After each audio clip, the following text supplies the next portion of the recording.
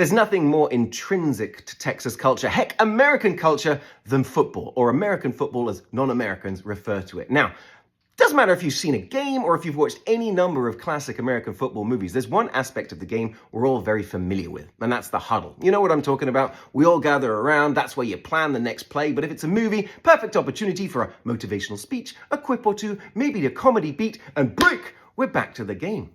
But where does the huddle come from? It had been suggested to me by some followers that the huddle was actually a Texas invention, so I decided to look into it. And while this time I discovered that, no, it's not a Texas invention, it doesn't make the story any less fascinating and interesting. The huddle was actually invented in 1894 by Gallaudet University quarterback Paul Hubbard.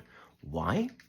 Because Gallaudet University is a school for the deaf and hard of hearing, which means, of course, the players are communicating via American Sign Language, which means it's very easy for the opposing team to quite literally steal your signs and know what you're going to do next. So Paul gathered his team in a very tight circle so he could communicate the next play, and thus the huddle was born.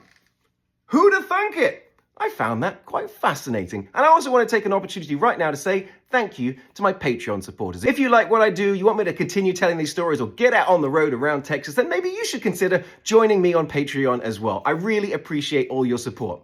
Okay, guys, ready? Break. Let's go.